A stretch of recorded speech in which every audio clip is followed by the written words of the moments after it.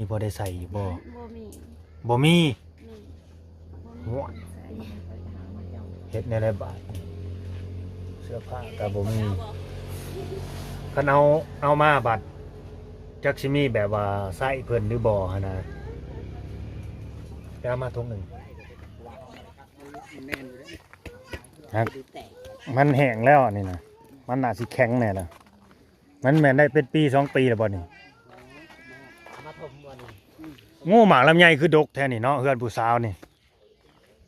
ปอดโธ่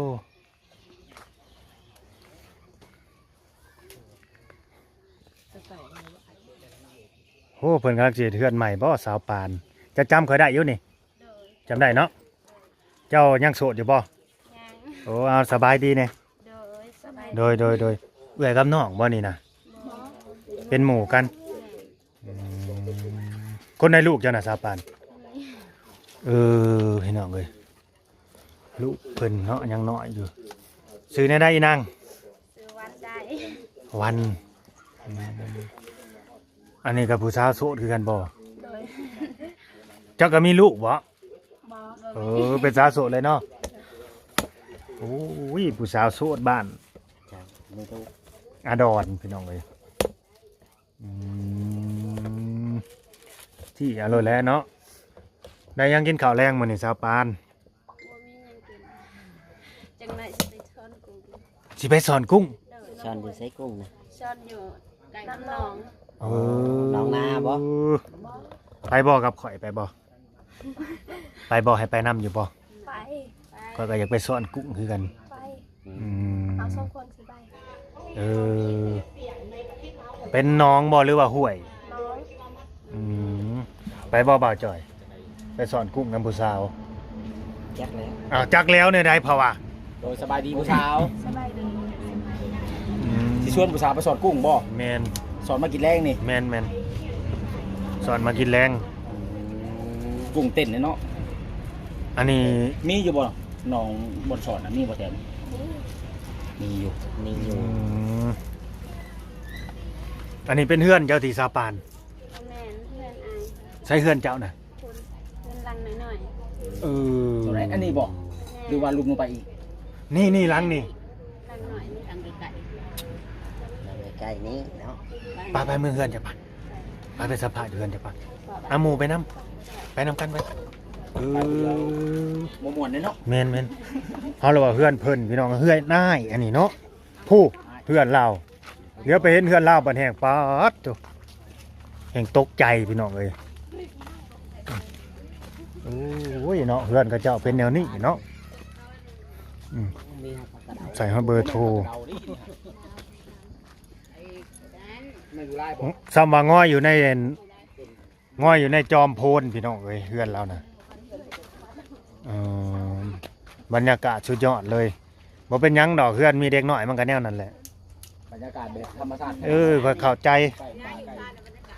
ก็เข้าใจเฮือนมีเด็กน้อย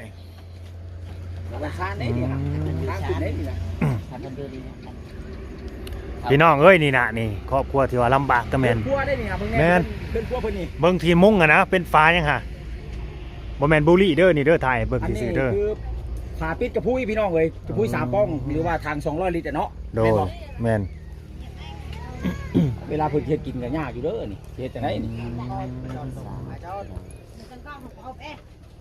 อันนี้คือผู้พามาพี่น้องเอ้ยเนาะเจ้าถิ่นเอาสบายดีเด้อบ่าวยังเกาะบ่าวโกยพาลุยเนาะบ่าวโกยพาลุยแม่นเจ้าถิ่นบ่นี่ฮะแม่นสบายดีเด้อโดยสบายดีตอนนี้มีผู้ติดตามเท่าใดล่ะบ่าวโกย7,000 กว่านี่แหละโอ้ 7,000ยังบ่ฮอด10,000เนาะฝากแน่เด้อฝากโดยพ่อแม่พี่น้องมาติดตามแน่เนาะฝากเป็นกำลังใจแน่แม่นเป็นกำลังใจให้การสิถ่ายเป็นวิถีชีวิตแน่ถ่ายผู้ชายผู้สาวแน่ปนกันไปนี่แหละแม่นฝากเป็นกำลังใจไปติดตามทั้งน้องเพิ่นแน่เนาะฝากติดตามโอเคกำลังใจแม่นถ้าเป็นไปได้ฝากเงินมาให้พ่อใช้พ่อแม่คักนั่นโอ้ยอันนี้ก็จังว่าค่อยเป็นค่อยไปเนาะแล้วแต่ผู้ใหญ่เพิ่นสิเมตตาเฮาตัวนี้มีน้ำจิตน้ำใจเนาะปะกระสากะเฮาจังขึ้นไปหาผู้สาวเพิ่นเนาะขึ้นไปหาผู้สาวขออนุญาตไปปาบ่ขึ้นบ่ ขึ้นเบิดได้อยู่บ่สาวปานรองรับน้ำหนักได้อยู่ที่เฮือนเจ้าเนาะ คอยสิอยู่ลุ่มแล้วก่อนนี่คอยสิอยู่นี่เรามี ได้อยู่บ่เป็น นี่นี่ก็ได้โอ้ยมาฮักมาฮัก เออสังกะสีได้พี่น้องเอ้ยนี่ หายใจบ่ทันมันหลายคนยันเรานั้น สังกะสีได้อันนี้เนาะ พุย พุยบ่เฮาสิว่ากับพุยนั่นแหละแล้วสังกะสี ก็ละวันอันที่ว่าเขาเอาผิดกลัวกระเหมาหนะเป็นบ่ ไม่ถังน้ำมัน200 ลิตรไง เข้ามาในเฮือนเพิ่นพี่น้องเอ้ยเฮือนผู้สาวอันนี้เนาะ พุยนั่นแบบรุ่นตะเกานะ เป็นรุ่นนะนะ มียังตีอยู่นี่เนาะข่อยเข้าไปได้บ่นี่จะตีผ้าบ่เฮือนเจ้าน่ะ เอาหมดตัวเรา เฮือนตีผ้าตัวนี่ตีเพดานเฮ้ยเฮือนตีเพดานพี่น้องเอ้ยอืม นี่สิพี่น้อง ขึ้นไป จะอยู่กับไผในนี่นะ อยู่น้ำเอื่อย อ๋ออยู่น้ำเอื้อยแต่ว่าเฮือนหลังนี่น่ะเป็นของเจ้าบ่ เลยเพื่อนพ่อแม่เพิ่น เฮือนพ่อแม่อีก แม่น โอ้ขออนุญาตเด้อซะพ่อแม่เอ้ยเนาะขึ้นมาเฮือนมาซ่านเพิ่นอันน่ะ บ่แม่นเสียเฮือนเราเองเนาะ บ่ เฮือนเจ้ายังบ่ทันมีแม่นบ่ บ่มี เป็นเฮือนมูลเฮือนมังอีกนะ แม่น เฮือนง่ายซะ แต่ว่าพ่อแม่เคยหมดเสียแล้ว โอ้พ่อแม่เสียเบิดเลยเนาะ แม่นยังแต่ผู้เดียวเคยเล็กกับ อื เอื้อย ม ตอนนี้หันใด เลย ยังแต่เจ้ากับเอื้อยสองคน แม่น พ่อแม่เนี่ยเป็นบ่อยู่แล้วเนาะโดยขอแสดงความเสียใจนํพี่น้องเอ้ย อื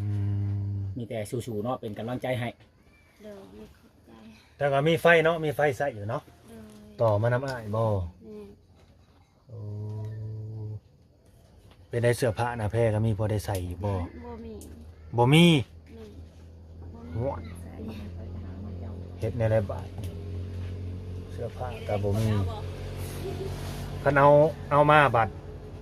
จักสิมีแบบว่าใส่เพิ่นหรือบ่หั่นนะ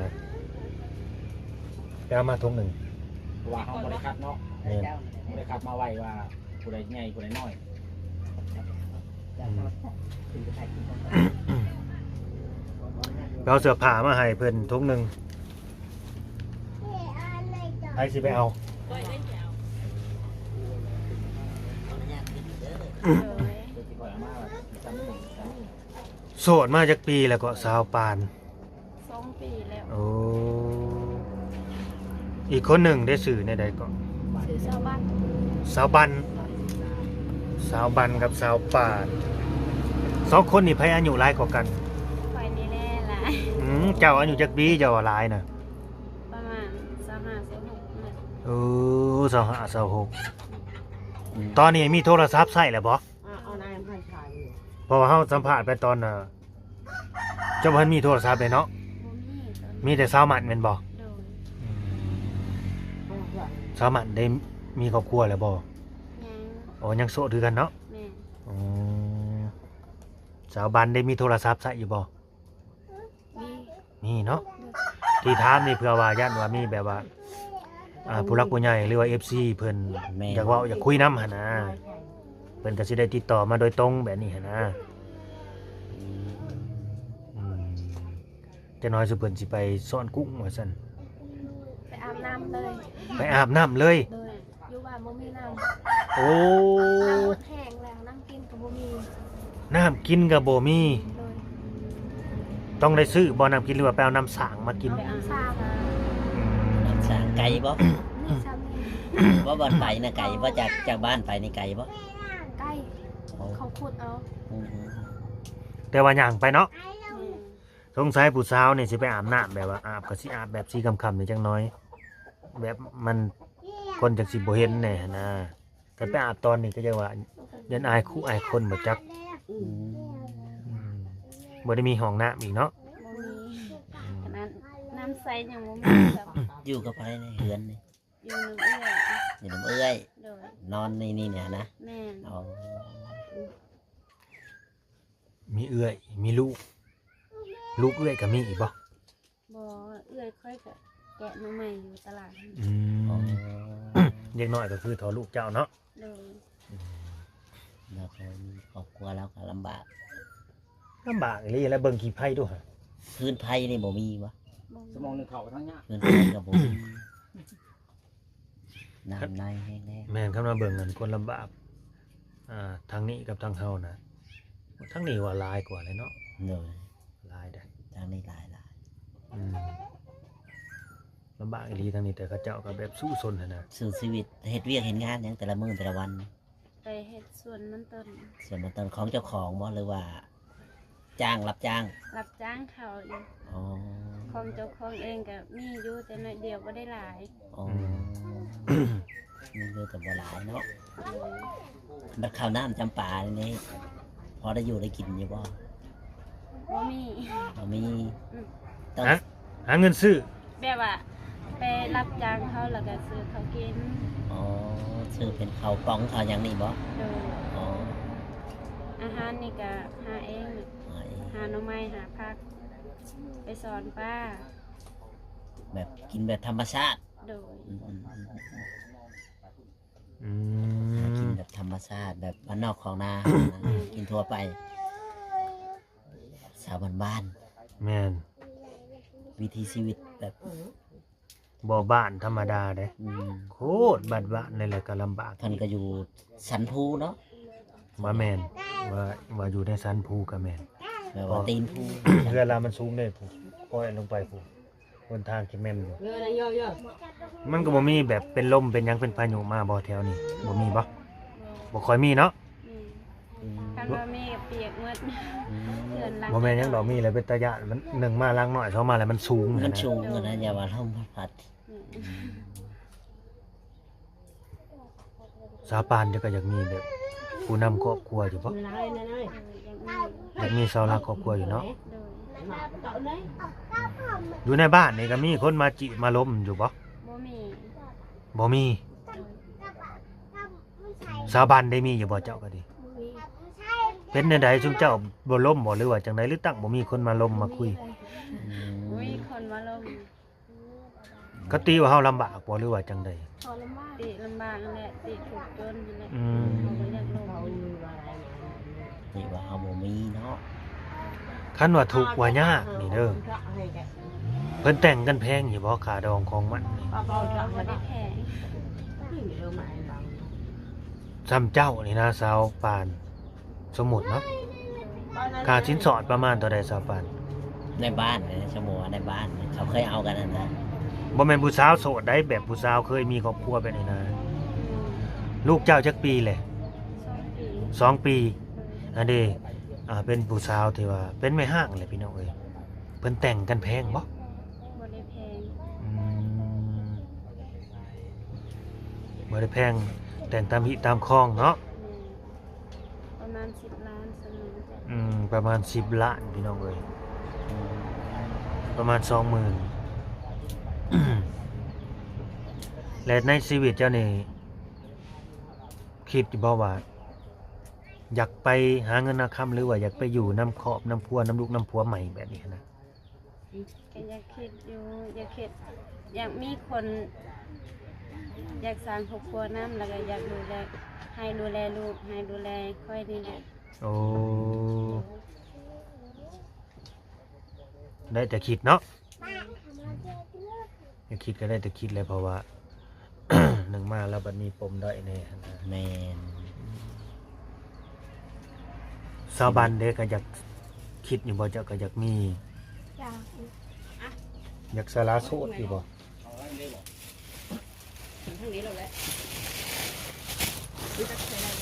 จ้าเสื้อผ้าทงหนึ่ง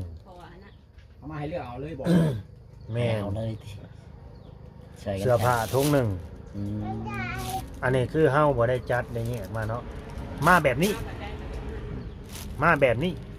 จักมีของผู้ใหญ่หรือของเด็กน้อยหรือของอิหยังก็บ่ฮู้อีนี่ ให้เพิ่นเลือกเอาใช้เนาะ อืม เพิ่นมักตัวใดก็ใช้ไป แม่น เฮ็ดเวียกเฮ็ดงานหรือว่าใส่ ใส่ตัวใดได้ก็เอาเนาะ ป่าไปดงก็ว่าไปเนาะอืม เด้อ พากันเลือกเอา เสื้อผ้าทงหนึ่งพี่น้องเอ้ยอันนี้เนาะบ่ฮู้ว่าสิใส่ได้หรือบ่ได้สิพอดีหรือบ่พอดีก็ให้เลือกเอาเนาะ แม่น อืมก็ตามนั่นแหละ อันนี้ก็ดี ถ้านุ่งไปรับจ้างปลูกมันก็ยังได้อยู่นะ มีแต่ไป จะไปปลูกมันบ่หรือว่าไปขุดมัน ปลูกมัน ไปปลูกเนาะ โดย ผมมารับจ้างเพิ่นจ้างวันหนึงเท่าไหร่สิ วันละแสนหนึง วันละ100,000 วันละแสน แม่ ไปแต่จักโมงฮอดจักโมง ไปแต่6 โมง ประมาณ 11 โมงกินข้าวแล้วก็ กินข้าวเฮาบ่ 5 โมงเมื่อ เขาเฮาเองได้วันละแสนนะ แม่ อ๋อโทษพี่น้องเขาเฮาเองอีก วันละ ย่างไปบ่ วันละ โดยแม่ วันละประมาณ160ซะ แม่น 160หรือ170นี่แหละประมาณน่ะ ได้มาก็ซื้อข้าวซื้อน้ำกินซื้อมะพริกเกลือแป้งนัวเนาะ แม่ อืมก็บ่เหลือเก็บหมดพอดีบ่พอใช้อีก เมื่อยเด้อเมื่อยนํเนาะ อืม เมื่อยท้อเนาะท้อที่เคยท้ออยู่บ่ชีวิตเจ้านี่แบบหาหยังก็บ่พอได้นะพอได้แต่ซ้ำนี้อหยังประมาณนี้นะเคยไปรับจ้างในเมืองอยู่บ่ บ่เคยไป มีแต่อยู่น้ำไห้เนาะน้ำไห้น้ำสวนอืม ท่านว่าไปหับจ้างเมืองใครสิดูแลลูก เอื้อยเพิ่นเบิ่งบ่ได้บ่ บ่ได้ อืมบ่มีผู้ดูแลลูกคันว่ามีแต่คือจะไปนี่ก็เอาไปนํบ่นี่ลูกนี่เวลาจะไปเฮ็ดเวียกจะเอาไปนํบ่ บ่ให้เอื้อยเอา อืมคันว่าไปในเมืองน่ะมันไกลนะนี่เนาะ ไปบ่ได้ เรียนเลย บ่ดึกดึกมากมันว่าดูเปล่าเนาะ อืม จับอยากอย่างนี้ออกไปนี่อยาก บาจอยมีหยังสิถามนั่นแหละ ทั้ง ในกระเป๋า ผู้สาวเพิ่นเพิ่มเติมก็ถาม เฮ็ดเวียกเฮ็ดงานแต่ละมื้อ อืม ก็ถือว่าลำบาก การอยู่การกินนี่ก็ โอ้สิมีหยังนี่น่ะแล้วบ่ได้มีหยังแม้แต่ตู้เสื้อผ้าแล้วยังบ่มีเลยนี่อิหยังแล้วก็บ่มี บ่ได้มีหยังเนาะ จะเอาไว้แบบว่าพ่อแม่ได้ค่ะอยู่ ได้เด้อ อยู่ แม่เสีย พ่อแม่เพิ่นเสีย เสียหมันก็เอาเหลือแต่เจ้ากับเอื้อย แม่ เอาเอื้อยกับบ่มีครอบครัวบ่ แม่ เราบ่เคยมีครอบครัวบ่เอื้อย โด เจ้าย ไว้นั่งต้นหัวเพิ่นเด้อโทษเด้อใส่เอ้ยเขาก็ขึ้นมานั่งคุยเนาะ พากันนั่งสูงเนาะ เอามาสูดอากาศเอา แม่นครอบครัวพี่น้องก็ลำบากทุกอย่างอะไรพี่น้องเนาะอยู่กับบ้านนอกบ่เคยไปตลาดตะลีนี่แห่งไกลเลยเนาะเคยไปบ่ บ่เคยบ่มีเงิน อ๋อไปหาเงินแต่ละมื้อก็พอได้ชื่อแต่กินที่เขานี่แหละเนาะ แม่ ก็เหลือมีเก็บอยู่บ่ บ่มี บ่มีหยัง โดย อืมแบบเสื้อผ้าหน้าแพ้นี่ก็บ่พอได้ชื่อเนาะ บ่พอ อืม ถ้าว่าได้หน่วยเดียวเราก็ซื้อข้าวกิน อืมชื่อเถื่อละจักโลนะเขา ซื้อละ2 โล 3 โลประมาณ2โลบ่ได้หลาย เถื่อละ2-3 โลจักมื้อเลยหมดนะถึงชั่วโมงหาซื้อมา2 โล 2 โลประมาณ3 มื้อละนี่ 3 มื้อ แบบว่าคนบ่ได้หลายกินมีแต่หา3 คน อ๋อ โล15,000 โล15,000ได้หลายเติบบ่โลนึงนะไม่ไหว บ่ได้หลายหน่อยเดียว อ๋อได้น้อยเดียวเนาะ โดย พอดี3 มื้อกัน2 โลก็ได้ แบบนี้ออกจากบ้านคู่มื้อเนาะ โดย บ่ได้อยู่แบบว่าซื่อๆแบบมีแต่เฮ็ดเวียกตลอด แม่บ่ได้อยู่ ขำมาแล้วก็ย่างมาบ่หรือว่า ยัง อืม บ่มีรถ บ่มีรถบ่มีรางเนาะ แม่ ตอนเช้าก็ต้องตื่นแต่ดึกลุกแต่เช้าแล้วก็นึ่งข้าวนึ่งน้ำแล้วก็ไป อืม อ๋อทางน้องเขาก็ดูมันขยันพี่น้องไงเนาะแต่ว่านี่แหละความลำบาก